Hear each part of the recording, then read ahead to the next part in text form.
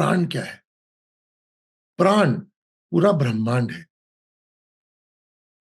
आत्मा शरीर के अंदर तब तक रहती है जब तक उसको उस लेवल की फ्रीक्वेंसी जो है वो नहीं मिलती उस शरीर के अंदर। जैसे हर किसी की कोई ना कोई इच्छा होती है कि मैं ऐसे बनूं, वो उसके हिसाब से वो आत्मा शरीर धारण करती है। अगर कर्म हो पीछे तो उसको वैसा शरीर मिलता। आपका इच्छा होती है मर्सिडीज खरीदने की, पैसे है नहीं, तो आप छोटी मारुति खरीद लाओगे।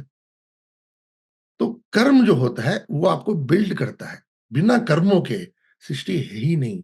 बिना कर्मों के कोई उच्च योनि है ही नहीं। कर्म नहीं है, सिर्फ पढ़ना लिखना और गाना बजाना है, वो अध्यात्म है ही नहीं। वो हमारी जर्नी है ही नहीं। तो जो प्राण होता है, प्राण एक फ्रीक्वेंसी होती है।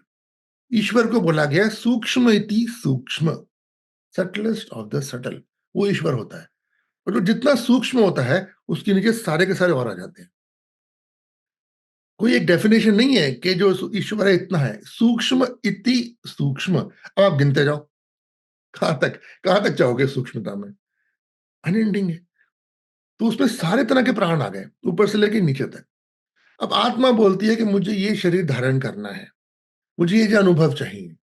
अब ईश्वर के ऊपर डंडा लेके नहीं बैठे हुए ऊपर कि अच्छा तूने गलत काम किया, लो तुम्हें डंडा मारेंगे, तुम्हें अब नर्क में भेजेंगे। नहीं, सब आत्मा अपने लिए स्वयं फैसले करती है कि मुझे क्या चाहिए, मुझे क्या नहीं चाहिए। जैसे आप विस्की पीते हो, तो आपको आपको अच्छा लगता है पी के, मगर आपको पता है लिवर डैमेज हो रहा है, मगर फिर भी आप पीते हो, मजा आ रहा है उसके अंदर। ऐसे ही आत्मा जानती है कि मैं ये मजे लूंगा या लूंगी, तो मेरे को ये डैमेज पे करना पड़ेगा।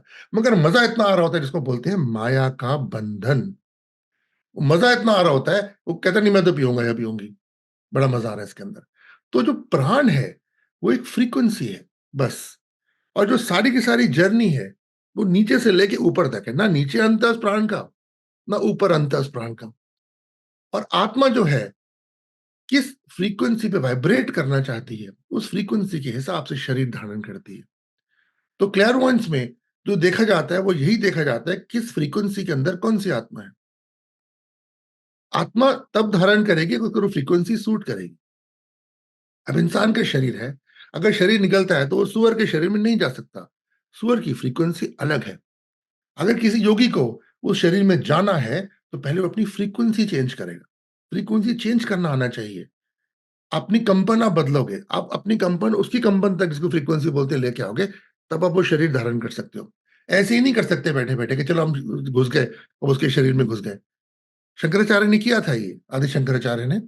जो एक कश्मीरी जो राजा थे उनके शरीर में गए थे वो, तो अपनी कंपन बदली थी उन्होंने सारी की सारी। कंपन बदलनी आनी चाहिए, जो ये फ्रीक्वेंसी है इसको बदलना आना चाहिए। तो ये है प्राण, ये तो विषय ही अलग है। आत्मा, ये विषय अलग है। आत्मा परमात्मा अलग है, और प्राण में सब कुछ आ जाता है। हर तरह की फ्रीक्वेंसी आती है, सूक्ष्म से सूक्ष्म या हेवियस से हेवियस, कहीं भी चले जाओ। अब ये अनुभव का विषय है, पता नहीं कितनी मेरी बात समझ आई होगी या नहीं आई होगी, या आपके जो भी व्यूअर्स हैं उन्हें कितनी बात समझ आएगी नहीं आएगी। मगर इतना बस आप समझ लो, बंधन खोलने का और अनुभव का, इसके आगे पीछे कुछ नहीं है ये सब।